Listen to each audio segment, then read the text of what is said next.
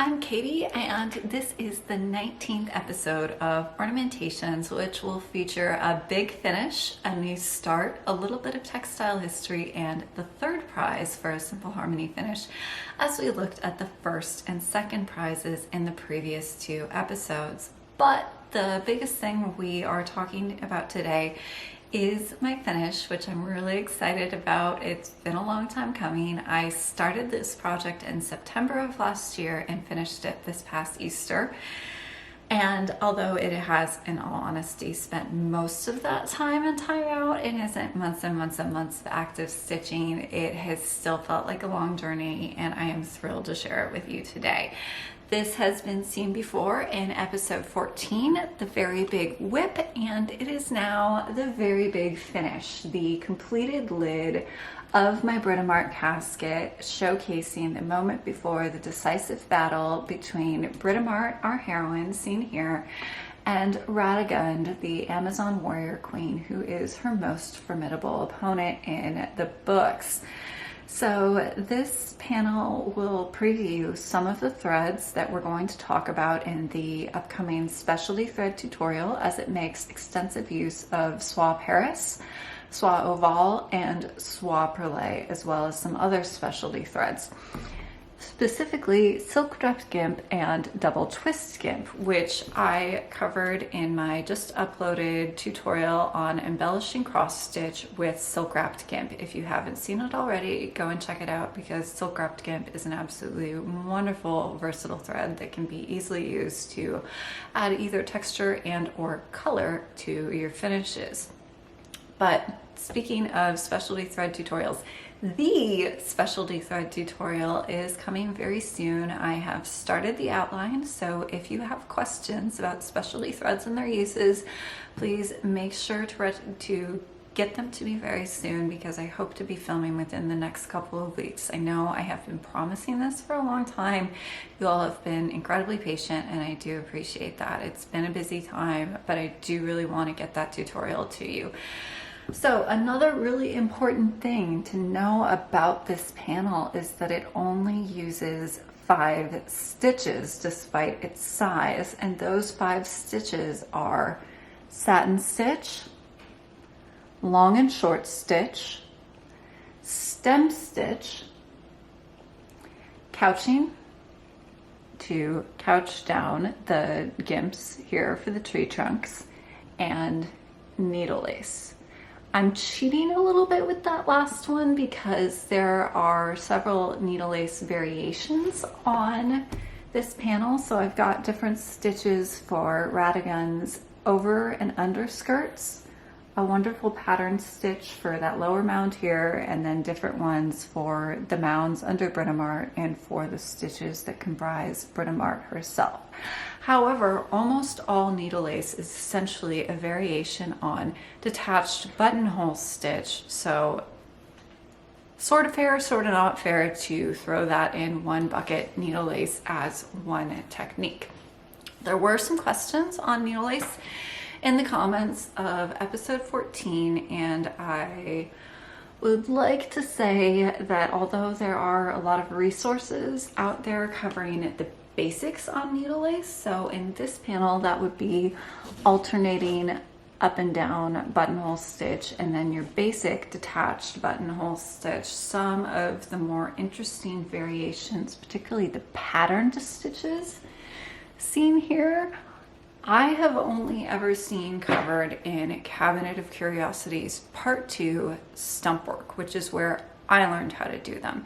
And if you are at all interested in needle lace, or even in looking at fabulous historic photos of needle lace, I would recommend getting on the Thistle Threads mailing list and signing up for the rerunning of the course, which I believe will happen next year, although that's really up to Trisha.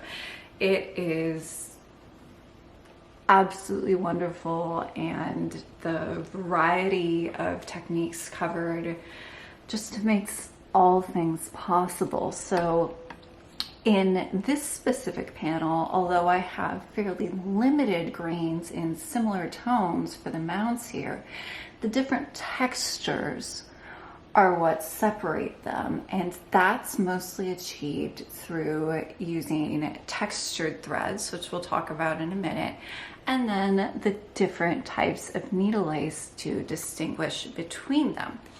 Now, this panel is dominated visually by green, and I'd like to note for our Cabinet of Curiosity students watching, none of these are actually COC greens. They are all outside the historic color family and represent my own picks from the Aversois color line.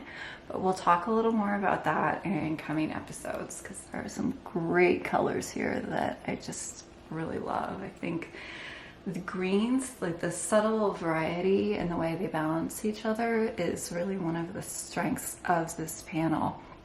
Managing the subtle color gradations is really what took me so long here, not the stitching itself, which, as you can see, is very low in texture and, as I've told you, fairly simple in using a limited number of techniques. So, textured threads.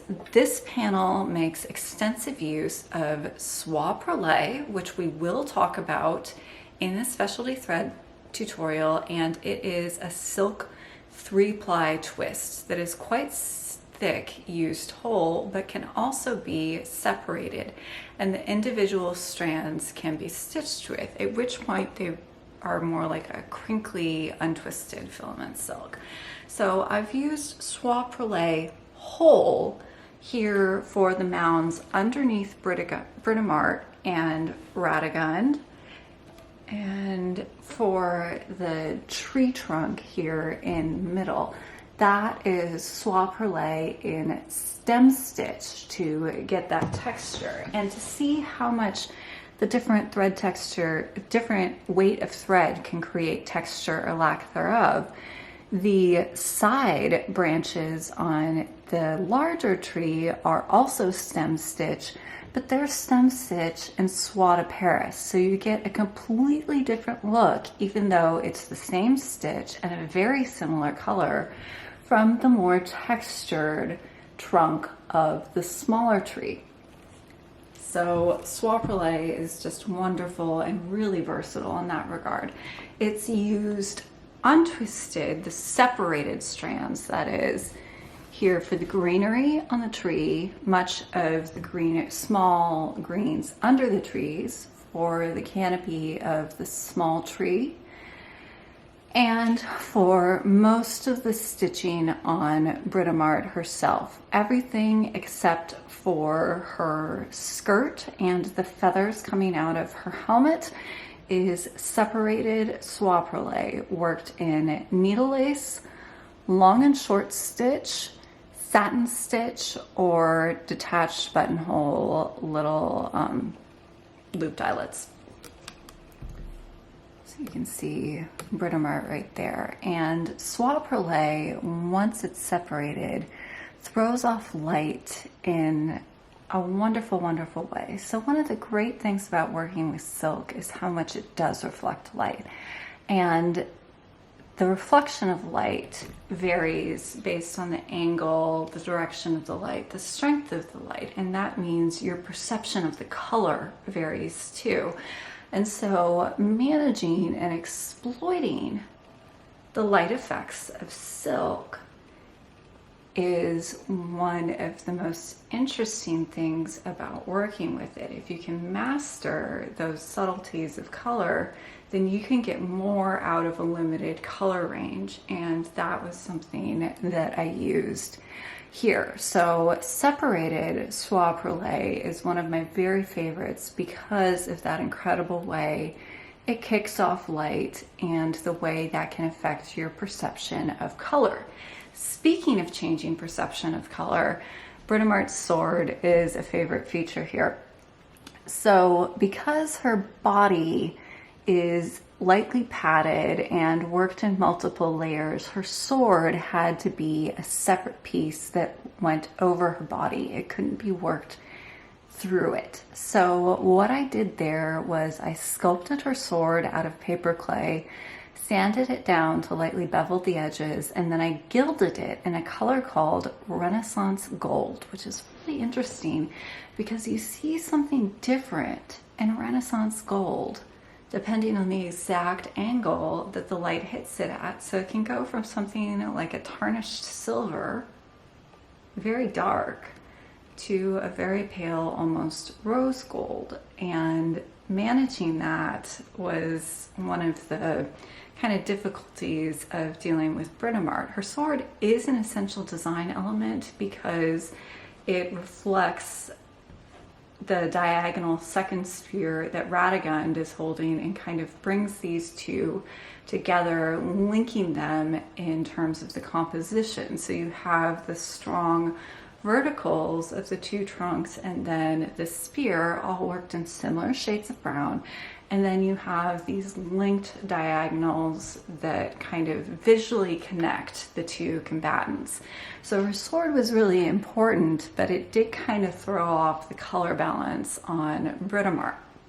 And speaking about the way light and color can change, essentially that they're not fixed points, Britomart here looks quite cool toned in comparison to Radegund, which was something that had to be managed. These two need to look like different people, but they need to look like they belong on the same panel, right? You don't want one jumping out at you and looking out of place.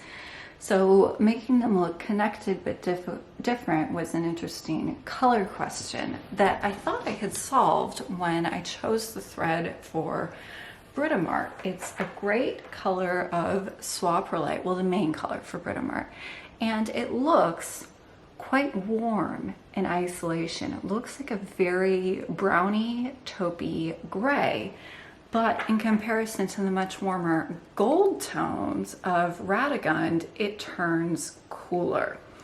So how to kind of link these figures was an interesting question, and you might notice if you watched episode 14 that Radegund is actually wearing a different overskirt here. She originally had a little detached piece that I made out of silk satin overlaid with a vintage metal mesh and accented with sequins, but the sequins were throwing off so much light, as you can see, that it drew all of the design attention to Radegund, who is not supposed to be the focus of this panel. So how to put the attention back on Britomart was a design question, and one helped solved by that fabulous light reflecting sword that really draws your eye. So that's another look at her.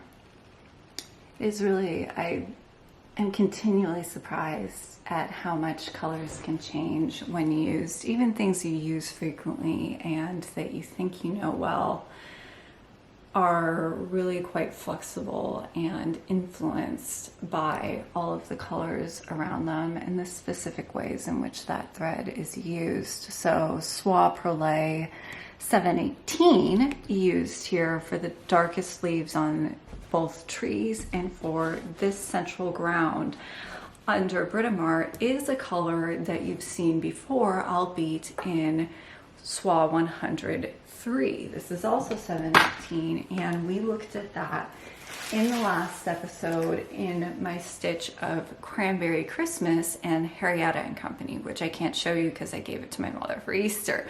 But 718 looks quite different here and in Harrietta and Company, and then different again in this particular panel. It's one of the really, it's something that I think keeps stitching really interesting. How do you manage color and the surprises it can deliver to you?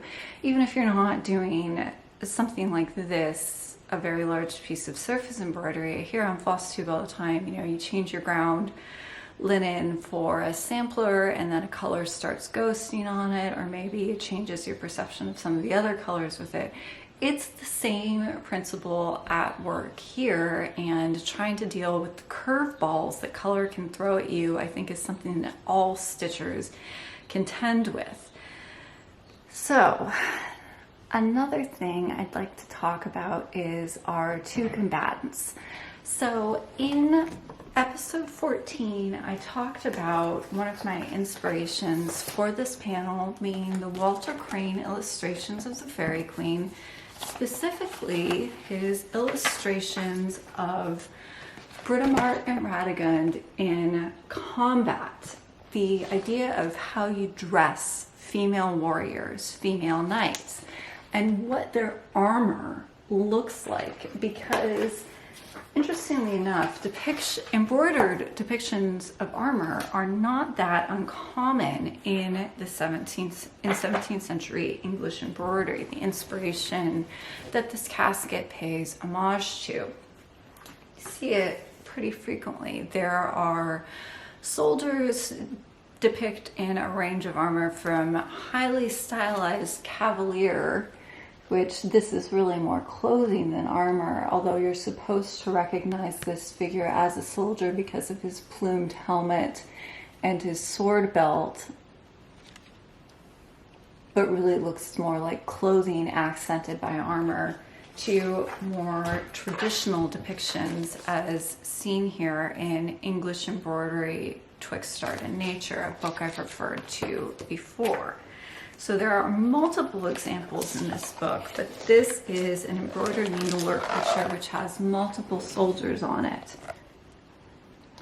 And these are more classical depictions of embroidered armored soldiers, although interestingly, as it is very common in the 17th century, even when you're showing plate armor or mail, it's accented by touches that resemble clothing, capes, sashes, drapes, feathers on the helmet, etc. So while you find soldiers or stylized depictions of soldiers as seen here, sorry, I forgot to mention this book is a booklet from a Witney Antiques exhibition called A Golden Age, which I was able to find on the secondary market. So stylized, more clothing-like representations of armor, they're always on men, even when you should find them on women. You do occasionally see an embroidery where you might expect to find a woman in armor. Specifically, one of the caskets that was the inspiration for this panel, it is in the collection of Fenton House, and I will link photographs in the description. You have to look at them. They're amazing. The lid of this panel has a tree very similar to this one and depicts the Judgment of Paris. So you see Paris, the golden apple, he's sitting under a tree very similar to this one, and the three goddesses that he's choosing between. Aphrodite is hanging out on an embroidered seashell. Please click on the link in the description because you can't miss this. And the goddess Athena, who is depicted with a spear, a shield, and a helmet, but is wearing a Grecian dress and has no armor other than the accoutrements she's wearing. So the idea of armored women who look like women, you could obviously put Britomart in what was basically just the standard suit of male armor, but I wanted both of these to look female because Britomart's female identity and how she comes into her own is a central part of her story. So in depicting that, I turned to the Walter Crane illustration that I've just shown you, and another interesting drawing which I found on Pinterest. Unfortunately, I can't give you a source on this, and this is a much later drawing of a female picked warrior. She is wearing nothing but body paint, but her confident stance, the way she's lightly carrying those spears, her flowing hair, she looks to me like strength and confidence. And that was what I wanted for Radegund. So that was why I borrowed both this pose and her weaponry in my depiction of Radagund here, although I gave her a breastplate and an over and underskirt of what are supposed to be kind of armor-ish, at least. And then Britomart, being the more conventional knight, you could say, has what we would recognize as a more European suit of armor, in that she has an armored breastplate, a helmet, but with some distinctly feminine touches, those pink swooping feathers coming out of the helmet, the details at the sleeves, and the skirt, which is armor, but also recognizably a skirt and has little scalloped edge at the bottom. So that was an interesting design question, and one that I think turned out pretty well. I am really very satisfied with this panel, although I have to admit my favorite element is and will always be this tree. The combination of colors and shapes is just, I don't know, it's something that really speaks to me, and I love this tree.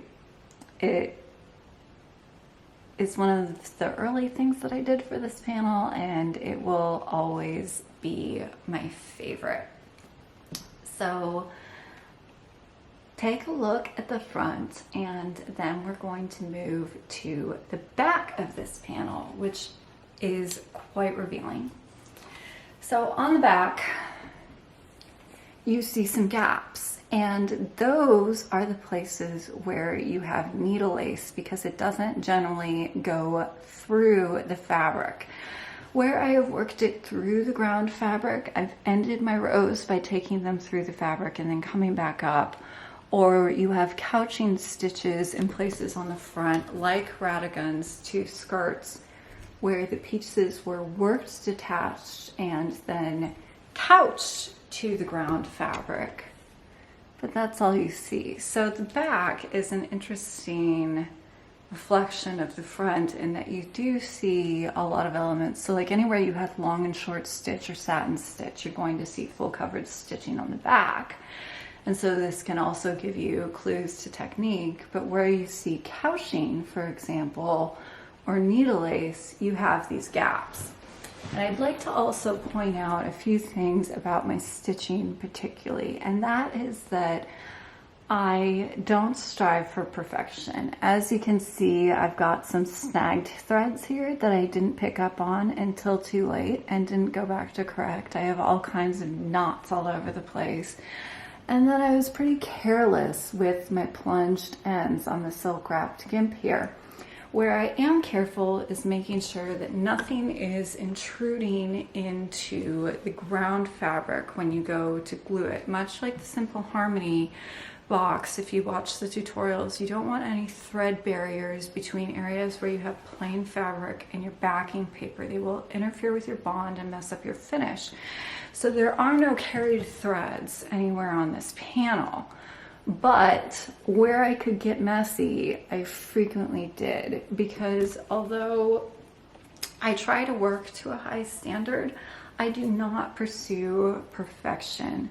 Truly, technically perfect stitching, I think, can look sterile, and I want my piece to look like it was made by my hands.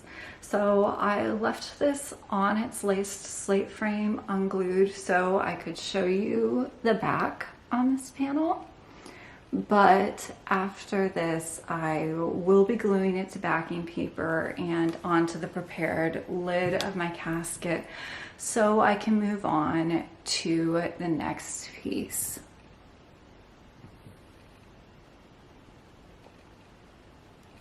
Oh, and I forgot, I was going to show you my threads. So this is my final palette for this panel. Lots of green, although not nearly as many shades of green as there are of taupe, gray, brown, where I had the most variety. And then you have the light pinks that form the clouds here at the top. And then these are Radagund's shades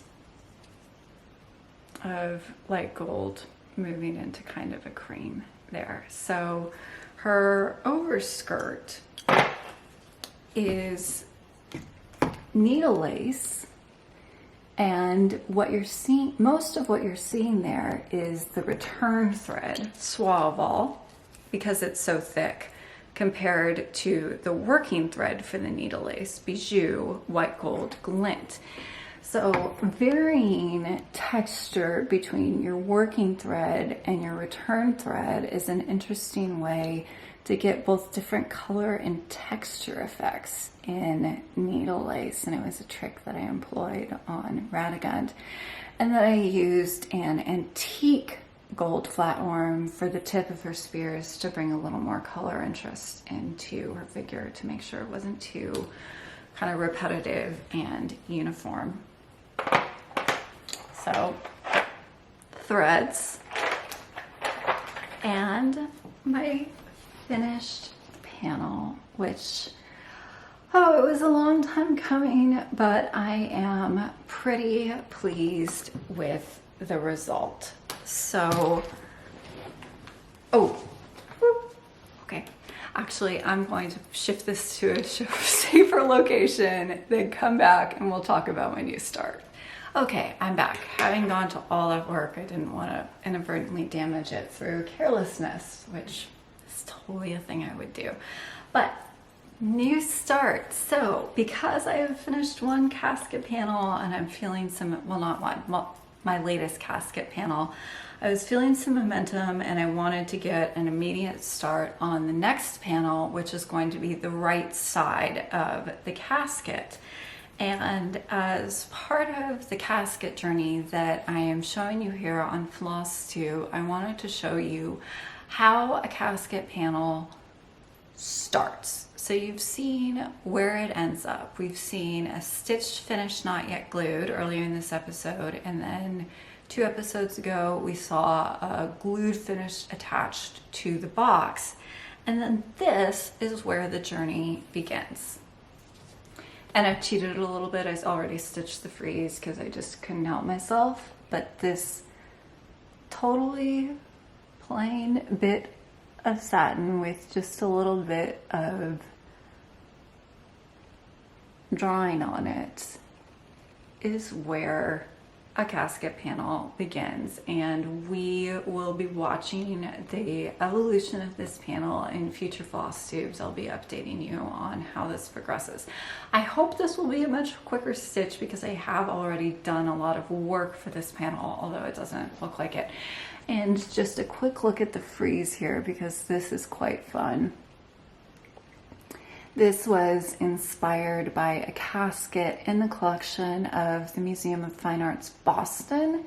And I'll link that with all the other references in the description below. If you are new to my channel, I do always write pretty comprehensive episode descriptions. So if there's something you're wondering about, always check the description first because it might already be there. So this uses satin stitch, padded and unpadded, long and short stitch, couching, and needle lace, much like the panel we just looked at, and in a fairly similar color profile, a little more pink here. I love that pheasant with his outrageous tail feathers. Those were worked attached and then applied to the understitched bird. But this plain ground is where the panel will begin, and then I will show you the design and talk a little bit about the inspiration. Briefly, we'll get more into this next episode so that this episode doesn't end up being super long.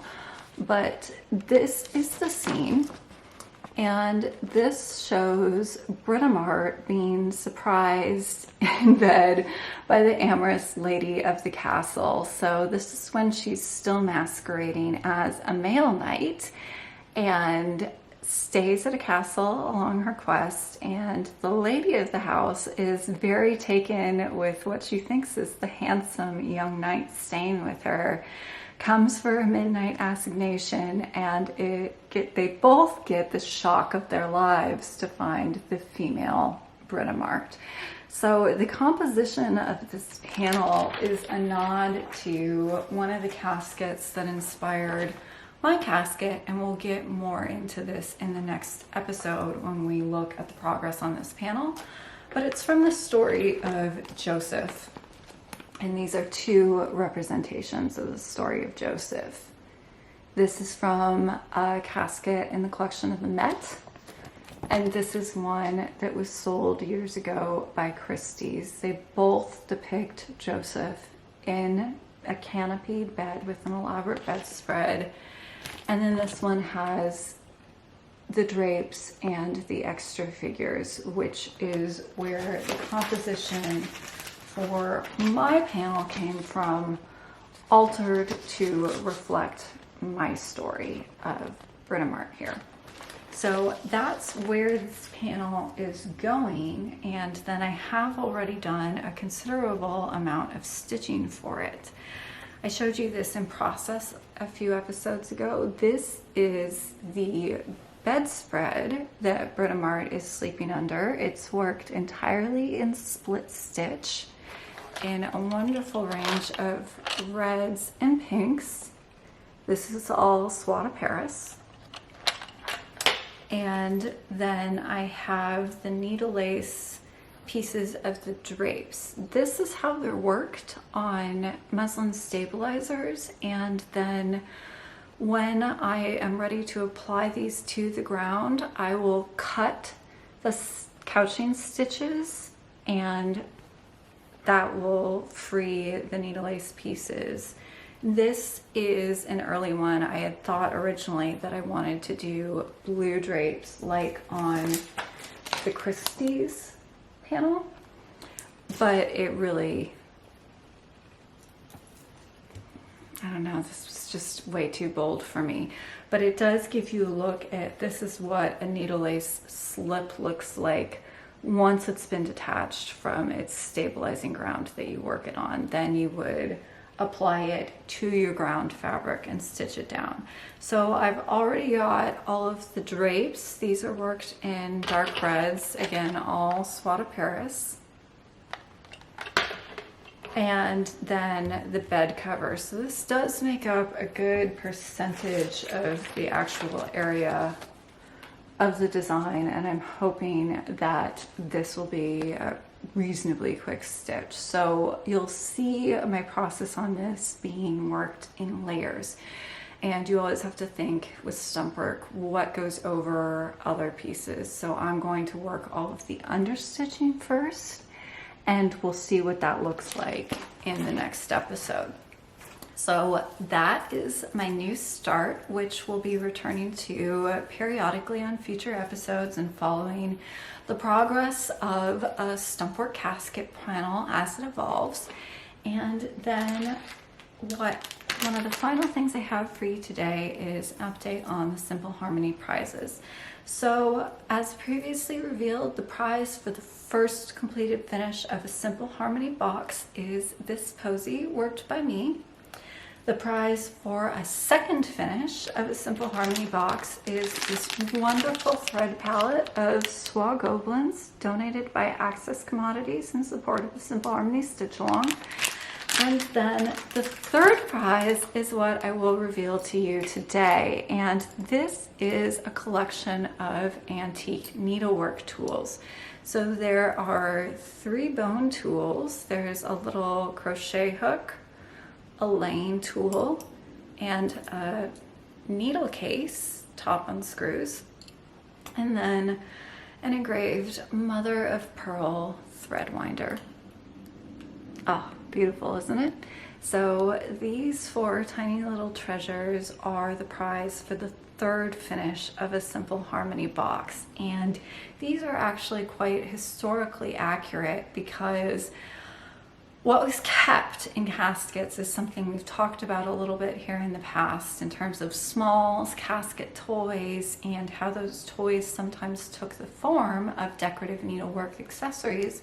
But you would also find actual needlework tools and accessories kept in a casket or 17th century embroidered box. So this would be your own historically correct piece of history to keep in your finished Simple Harmony box if you so choose.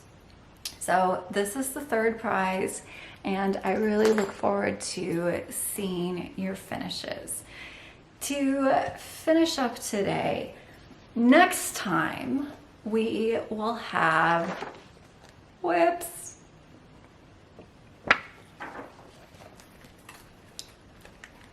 Some absolutely luscious colors going on there. A little bit more history to talk about and some stitchy plans. I hope you will join that for me. I hope you will join me for that episode. You may not want to, since I can't order my words correctly, but I hope you will regardless. And then I hope to have the specialty thread tutorial up soon. It may not be before the next episode, but it should be soon after. And so please join me next time for whips, stitchy plans, and a little bit of textile history. I'll see you next time, and until then, happy stitching.